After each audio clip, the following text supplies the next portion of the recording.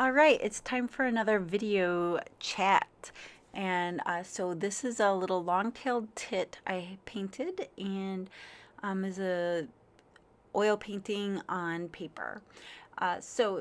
Today's video chat, I'm gearing towards other artists, and I think that's who this channel is mostly, is other artists who like my painting tutorials and how-to videos. Not so much my collectors, although I might have a few of those that come by just to see a peek behind the scenes, and some of my other videos that are more get-to-know me videos. Yeah, so I think it's a little bit of everything for both the audiences. And then, of course, I have some artists who are also collectors of my art. So that's kind of fun, too.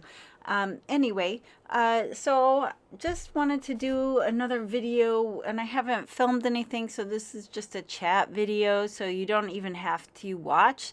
Sometimes I like those kind of videos. They're more like a podcast, even though they are on YouTube, because you could do something like you could be driving, you could be doing something else while you're listening. So I actually don't mind. I actually, especially if you're doing chatting, and that's why sometimes if I'm not teaching the how-to videos, I'll just put music to it, because to me it's either you watch or you listen. And so I guess I'm saying, well, I've thought about doing these informal chats over, kind of like as a voiceover on top of a speed painting video, but I almost just feel like it's too much going on. And some people seem to do that. Some other artists that are here on YouTube have done that, and it seems to work really well. But I don't know, it's a little too much busyness going on for me.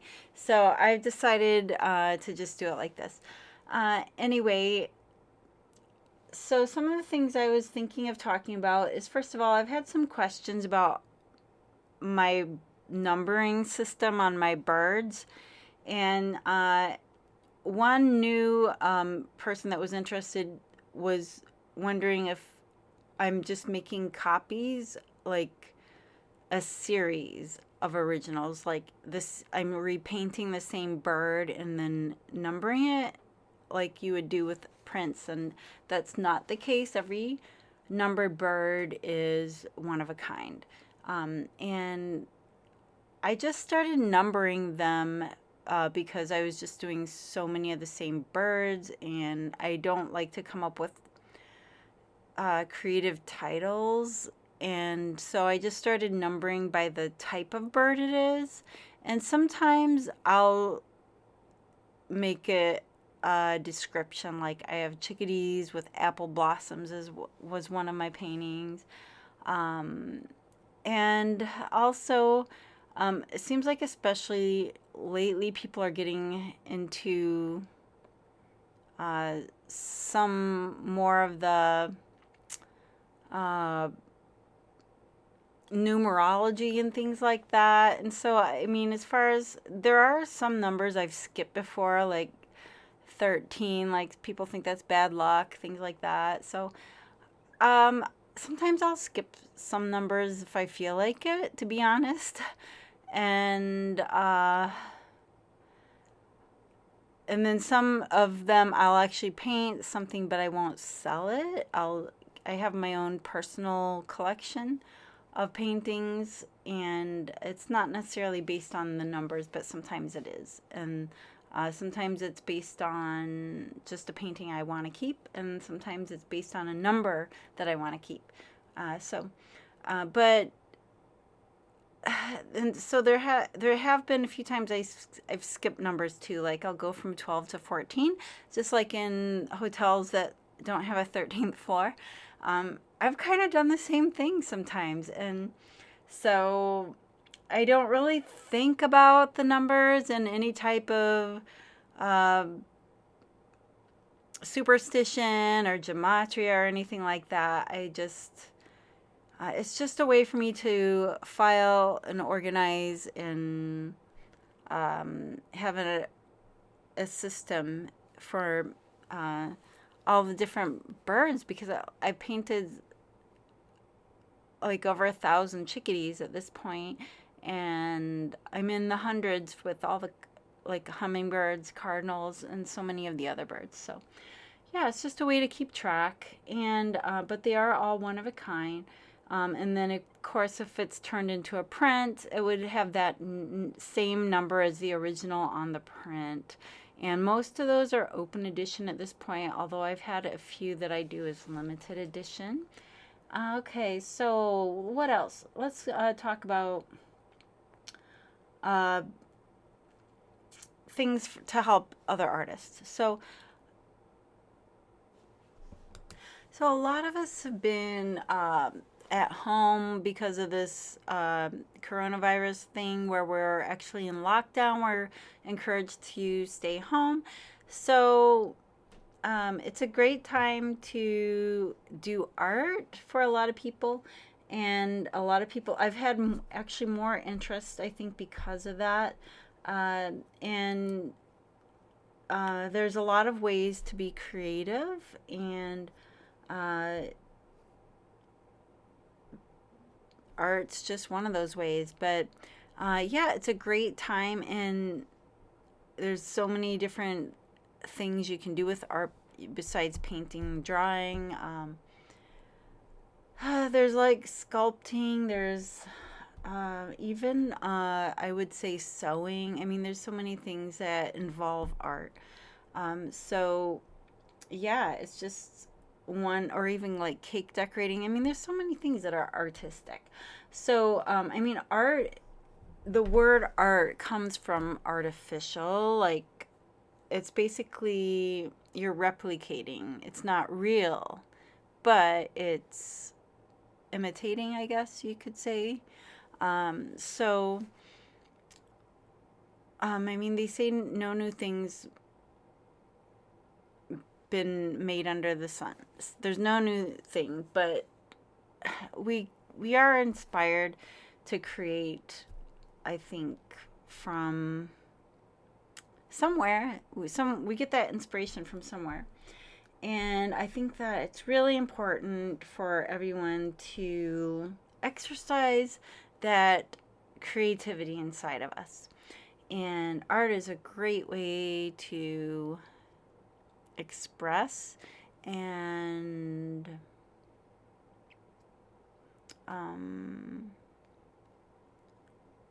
just be creative while we're here on earth. So my father told me he got straight A's through like 12 years of college. And he says, I guess he got one B, he said. But he said when he was in college, he didn't have to have electives, because I was a music major in college, actually, and the first time around, and then I went back for business. But he said if he had to take a music class, he probably would have failed it. And I think he was probably joking a little bit. His point was he didn't really have to take any electives, although I would have probably failed the classes he took, because he took a lot of more engineering. Well, he has 2 engineering degrees and a PhD in physiology, and a biomedical engineering and electrical. So it's things that is not really up my alley either. So I probably wouldn't have gotten all A's if I had gone that direction. But he says that if he had to take something really creative, he probably would have got a bad grade. So yeah, although I consider my dad super creative. I mean, growing up, he would make the craziest inventions. I mean, maybe they were more like engineering type things, but they were still creative. Like, he would just make like robots and things and just fun stuff that were like crazy things around the house, I guess you could say.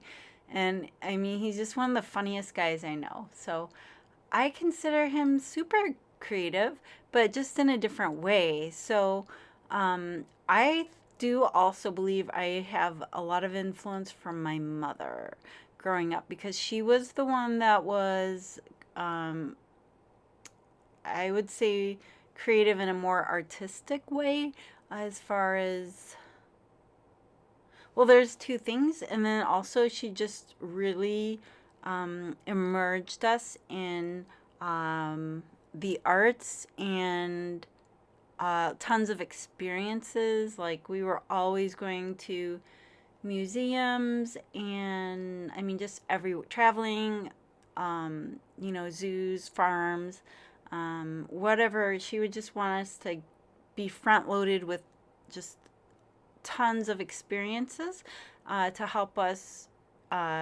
just be well rounded, I guess you could say. But she was super creative. Like in one of my first homes when I was younger, it was a classic four square house, and in the kitchen there was a bowling alley that was going out of business in the town, and it was a pretty big town, like a couple 100,000 people, maybe more than that, but in Indiana.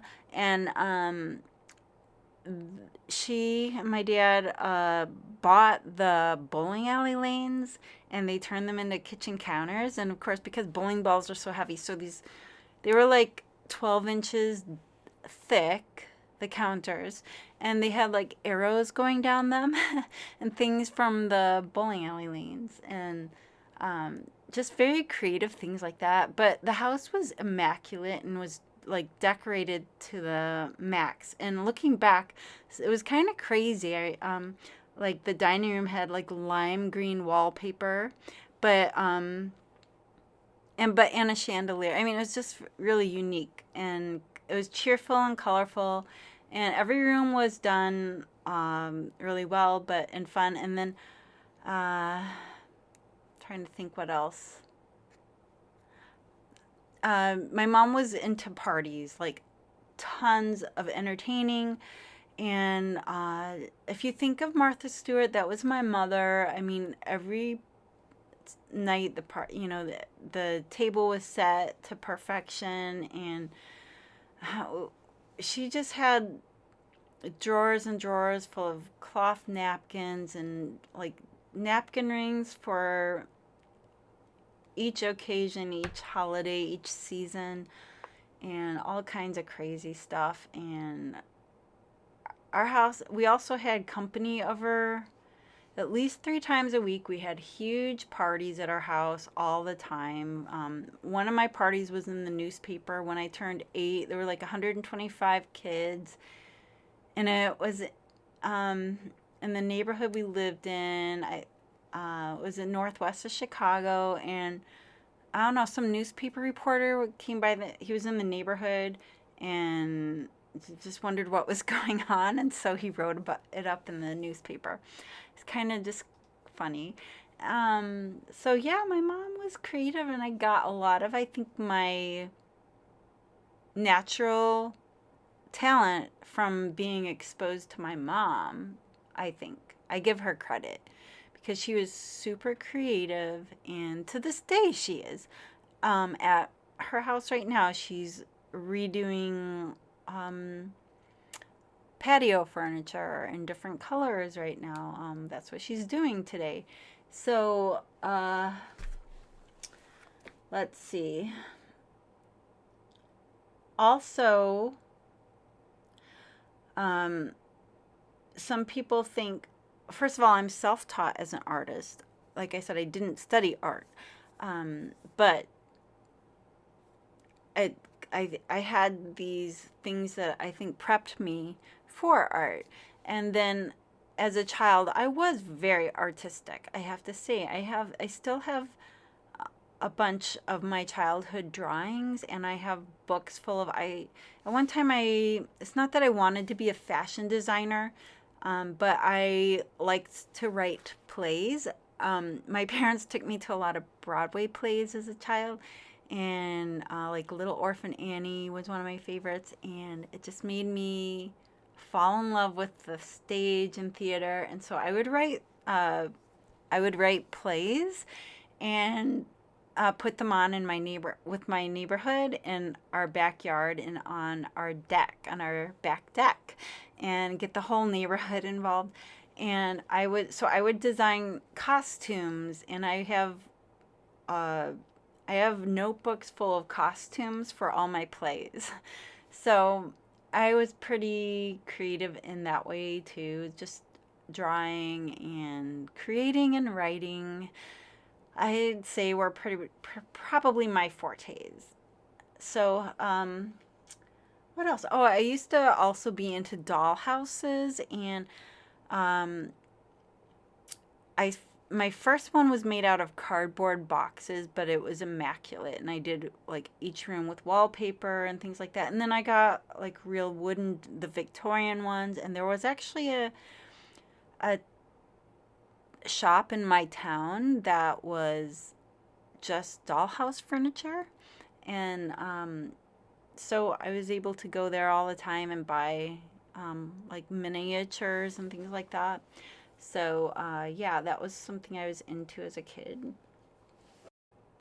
So everyone has their own unique story and backstory, and that's kind of a little peek into my backstory. But you know, people that grew up in a different environment, I mean, grew up in Africa or an urban center, maybe they're like graffiti artists, or you know, it just depends on where you grew up. If you grew up near an ocean, which I didn't, that you know, you'd probably do more seascapes and things like that. So yeah, I mean, it just really depends. But so um, these are some of the influences, I guess you could say, um, for my art. And also, there's more than that that goes into what would make your art unique. It's also your personality. For example, I have these broad brush strokes, but this drives some people nuts if they like my first husband. He was very um like type A, very extremely intelligent, extremely neat and immaculate, like OCD. And I'm like, I like to be clean too, but it's like completely different personality. Like I remember like when he would take notes by the phone, um his notes were like block letters and very um precise and without lines on the paper. It was just like a notepad with no lines, but his were always lined up perfectly. And I would just scribble all over the page and like waste pages. And I remember he'd say, why don't you do it like, you know, you could have so many notes on this page if you would just do it in an organized fashion. But that's just the way I am. That maybe is the downside to this, is that I am just very, my mother would say we would be going on a trip and everyone's packing their suitcase and I'm spinning pirouettes in my bedroom. And I was just that way as a kid, just very free and open and in my own world and la la la, and daydreaming a lot and very energetic. I mean, at one point, my parents had to take my chair away at the dining table because I could not sit still. My first grade teacher, my mom chewed her out because I couldn't sit still in class, and she would make me stay in during recess, which I needed that recess. I needed to get outside. And my mom, after a talk with this lady, I got to go back out to recess again because my mom chewed her out for making me stay inside because I was having trouble staying in my seat because I think I was very hyperactive as a child. Anyway, so yeah, that was part of my personality. So actually, I would probably have a harder time, and I think it's something I actually intentionally work on. Is very tedious and more intricate, detailed work because um, the really free, um, you know, spontaneous, large, fast brush strokes and loose artwork comes so easy to me. that sitting there and doing more intricate detail work, I think, is more of a challenge. Although I have to say, I don't know that that's necessarily true, because I did a lot of very, I mean, even for example, the doll houses, that was very tedious, intricate work, a lot of the crazy stuff. And I used to make also like intricate snowflakes that were like paper ones that were, I used to have them. They were almost like lace, like like a spider web. They were so intricate, and my parents were amazed that they even held together. They were just cut out so finely. I would spend hours on them.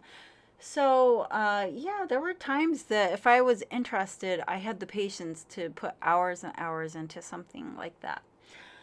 Okay, so another thing I think is important is astrology, actually, and knowing what is in your astrological charts, because that can affect what kind of artist you would be.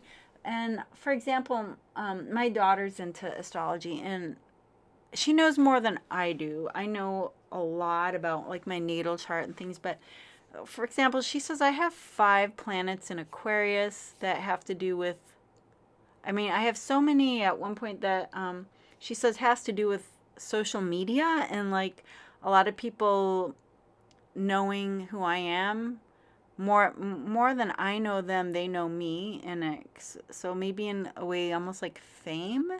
But at the same time, the downside is that I would be lonely a lot, and um, be more like secluded in some ways.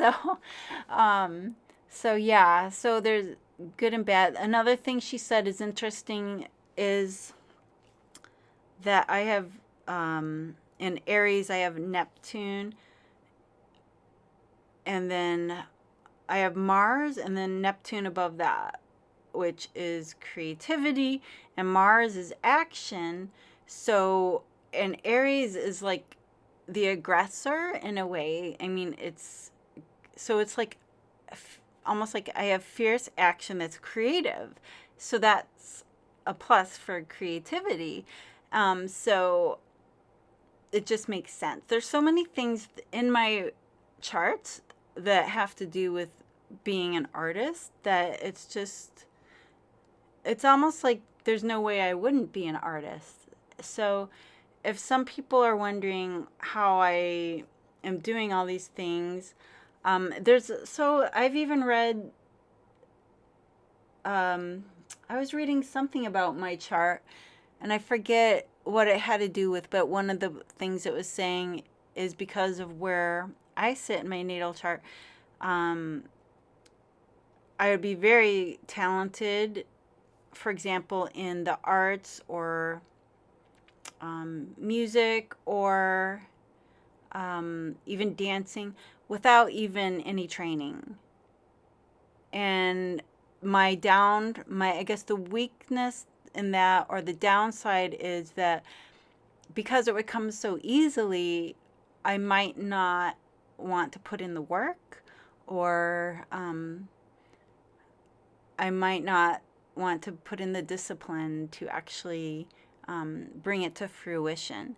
And I know I was on a swim team, and there was a girl who could have gone to the Olympics, but she was like, this was in college. She was so that good, but she just was always getting in trouble and got kicked off the team, and she would smoke. I mean, so she just like didn't reach her full potential. Even though she had the potential, she just chose not to reach it.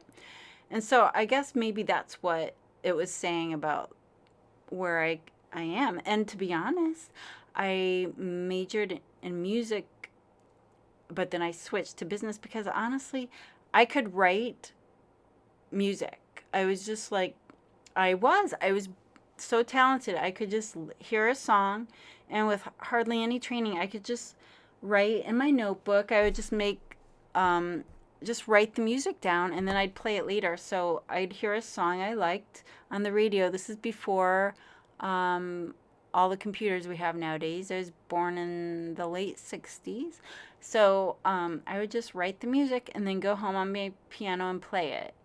And I have notebooks full of songs, and then I would write my own music, and this was without any training. But then when I went to college and I majored in it for about a year, I was so bored because it was just like math. Honestly, it was like doing formulas on a chalkboard, and it took all the fun out of it. And I started thinking, I don't really want to be a music teacher, or even a music composer. So I switched. I didn't want to do that after all. But yet it came naturally to me. But then again, that's an example of me not even taking it to its fullest because I didn't want to put in the actual effort, I guess you could say, to make something out of it. But with the art, maybe because I was older by the time I did it, because seriously, I think if I had gone to art school, I wouldn't have pursued it because I would have only wanted to do what I want to do. And I would not have wanted to take the required classes. I just know it. I would have been bored out of my mind. So, yeah, it's probably best that I didn't go to art school. That way I was able to just do what I want to do and learn. And I think by the time I did it, what's so nice nowadays, especially for self-taught artists, is that there's so much information out there. And now even with this, I feel like even with this, us all being on lockdown, the schools and people in general with knowledge are putting so much more out there for free, or very low costs. It's just so easy to get this information now. So yeah, that's kind of how this has happened for me, and why maybe I am where I am, without going to the art schools. So anyway, but I've had my own personal, like I said, training, and it started in childhood. It just wasn't necessarily through a formal class. And there's definitely areas that I can improve. And drawing is one of those. And I definitely could learn a lot from doing classes, especially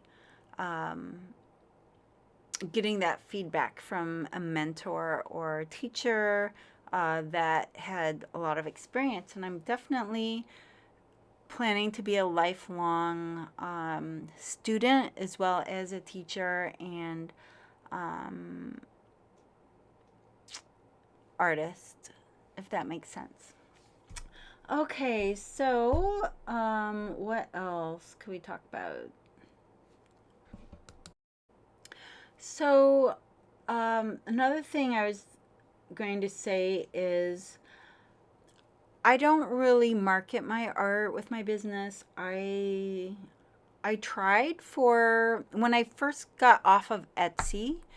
I got a Shopify account and it was linked to Facebook, and Facebook was promoting ads, and since I had just got my own website that wasn't linked to Etsy, I thought maybe I needed to do some Facebook ads, so I would just post my art to Facebook, but I wouldn't do anything special. I would just pay a little bit of money to promote it. And it did bring me some sales and some new customers, but I stopped doing that. And in fact, I'm unlinked from Facebook. I still have a Facebook, but to be honest, Facebook banned me a year ago for saying I'm quitting Facebook. I just told all my friends I'm going to quit Facebook, and just want to say goodbye. I didn't slam Facebook. I didn't say this place sucks. All I did, in fact, I'm like, it's been fun, but I'm quitting Facebook. I'm just saying goodbye because I didn't want people to think I'm blocking them. And they banned me for 30 days. And I haven't deleted my account. I think things are changing. And I know they went through they were just getting really like crazy for a while, banning like and censoring. I think that's kind of died down, but I decided after they unbanned me for that to and I don't post anything political. I don't even do anything on I don't even have my own personal pictures on my site anymore. I just have like um my art. And so um yeah, I've decided to keep it because I do have a lot of people who have messaged me through Facebook, and so I keep it in my art page as well. So, um, but I don't do any other marketing, and to be honest, I I avoid marketing. I believe it's evil, and so I just avoid it. So um, the galleries might market the galleries I work with. Maybe they do their own marketing, and I do email promotions though. So people, if they sign up on my email list, then I will send them usually once a month um, an email, and it will that I guess you could consider my marketing. But I don't pay for anything else except for the emailing service that stores my email addresses, which is Mailchimp, by the way. And I like them. They actually are, I think, um, very good at with integrity. In fact, they stop. My website I manage for my shop is through Shopify. They actually Mailchimp stopped quit about a year ago. They quit their relationship with Shopify because they didn't agree with some of the things that Shopify would do with storing the emails or using the email addresses. So I actually link through a third party now to MailChimp. But MailChimp just has a lot of integrity in that way that they are going to protect the email addresses. So I do like that about that company. So, um, yeah, that's, and then I use social media like Twitter. And then, like I said, I still have Facebook and I have um, Instagram. Um, but I'm not against quit. Like, I have quit Instagram 3 times also. And one time I had almost 9,000 clients last year, and then I just deleted the account. And then I started a new one like 3 months ago. So, and I've got like about 1,000 clients or followers again. I just started over, and so I'm not really into paying for the marketing, um, but I do use the social media to a certain extent.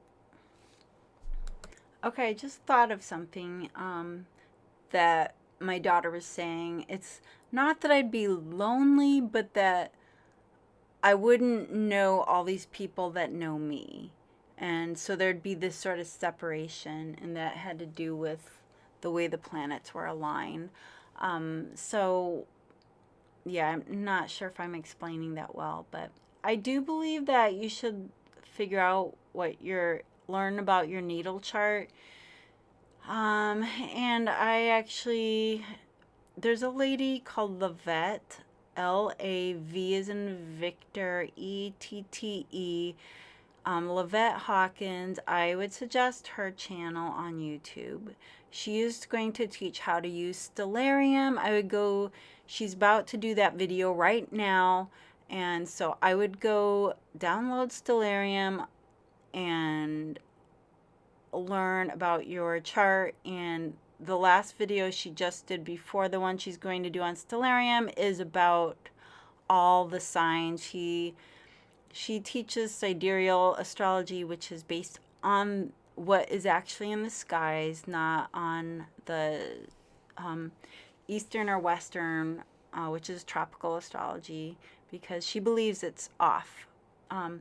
And I believe she's right. So that's something, if you're interested in that, I would suggest. So